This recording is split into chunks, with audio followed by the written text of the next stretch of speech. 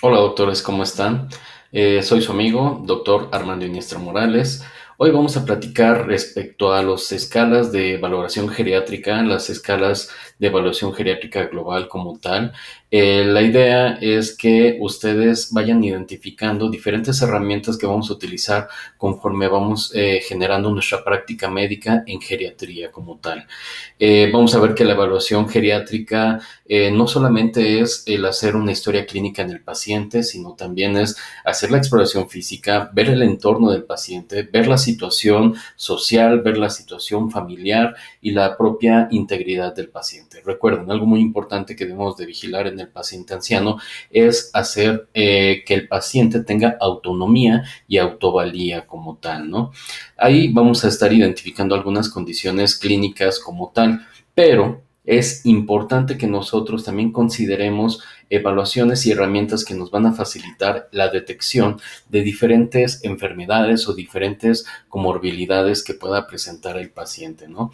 Realmente el objetivo en el proceso de diagnóstico y detección clínica de nuestros pacientes geriátricos en términos funcionales, en términos de capacidades y problemas mentales que pueda presentar el paciente, debemos de identificar, aunado a todo lo que desarrollamos en la historia clínica, enfermedades relevantes, enfermedades que puedan impactar en la situación actual del paciente.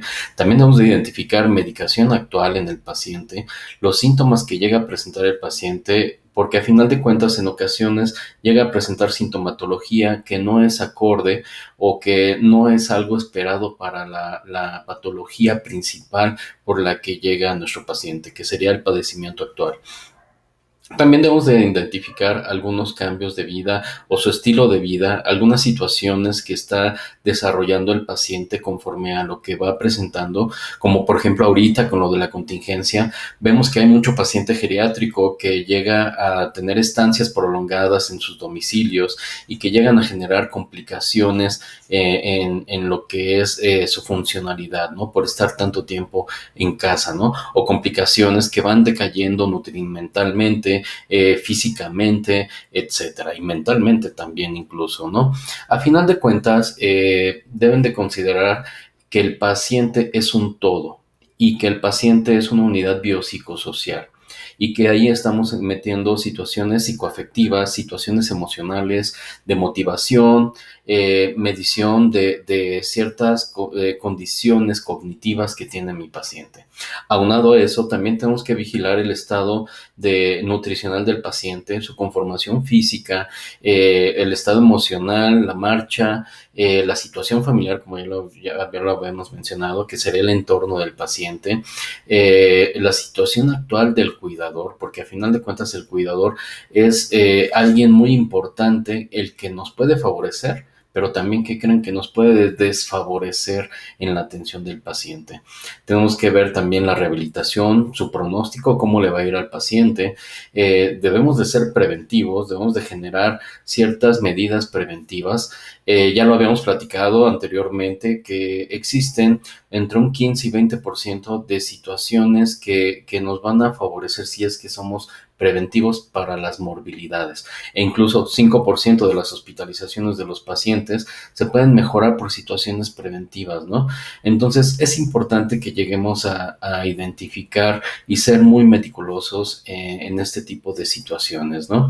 Y también de ahí promover situaciones que lleguen a generar salud en el paciente, que lleguen a involucrar a los familiares, a nosotros mismos también que nos involucremos como actores dentro de la atención del paciente geriátrico, ¿no? Y no solamente es hacer nuestra actuación perfecta, sino también que impacte, que sea nuestra práctica médica la que impacte en la salud del paciente. ¿Qué beneficios vamos a obtener de todas estas evaluaciones geriátricas? Es el que hagamos nuevos diagnósticos, identifiquemos cosas que nadie se había dado cuenta, porque ustedes saben que un paciente geriátrico puede brincar de un cardiólogo, puede brincar al oftalmólogo, puede brincar al ortopedista, ir con el internista, ir con el geriatra, etcétera, ¿no? Entonces, a final de cuentas, dentro de esa multidisciplinariedad de especialidades, pues a final de cuentas no se llegan a identificar algunas situaciones, ¿no? Entonces, de acuerdo a la evaluación geriátrica global por medio de herramientas o índices, vamos a poder identificar estos diagnósticos, ¿no? También vamos a poder mejorar la condición de los pacientes, tanto después de una enfermedad o después de una intervención quirúrgica, si es que identificamos bien algunas situaciones o comorbilidades que puedan impactar a futuro a nuestro paciente. También nos puede ayudar a pensar y sensibilizarnos como personal de salud y como sistema de salud y aparte como una federación o un país para poder generar un buen impacto dentro de la atención del paciente, hablando de instituciones, hablando de hospitales, hablando de unidades de salud que atienden al paciente, ¿no? Que podamos aprender a reestructurarnos y que de ahí generemos ideas para provocar buenas políticas públicas que puedan mejorar la atención de los pacientes. Esto va a generar una mejor supervivencia del anciano, ¿no? Para así nosotros promover una buena salud.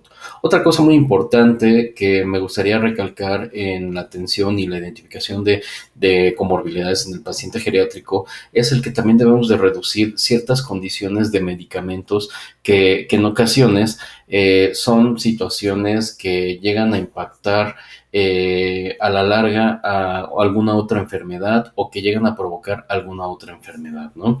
O situación que nos llega a desproporcionar los diagnósticos que llegamos a presentar en el paciente, ¿no? Existen algunas circunstancias que nosotros debemos de considerar dentro de la evaluación o de la valoración geriátrica global, que es identificar algunos puntos que puedan darme una idea de cómo viene mi paciente, ¿no? Cómo son el que si vino solo el paciente o vino acompañado de su cuidador o vino acompañado de su familia y si realmente el paciente vino acompañado, identificar si esa persona que lo acompaña es realmente quien está al cuidado de ellos, porque realmente es muy diferente el que llegue alguien que está todos los días con el paciente y que se sabe todas las situaciones y condiciones del paciente a un familiar que le tocó acompañar en esa ocasión al paciente y que desconoce muchas cosas. Eso es una situación de incertidumbre que nos puede generar complicaciones dentro de nuestra actuación o nuestra práctica médica, ¿no? Como tal. También hay que identificar el padecimiento actual, pero realmente identificarlo, ver por qué acude nuestro paciente, ¿no? Identificar el motivo de consulta para poder brincar a lo que sería el motivo de atención que le vamos a brindar a nuestro paciente, ¿no?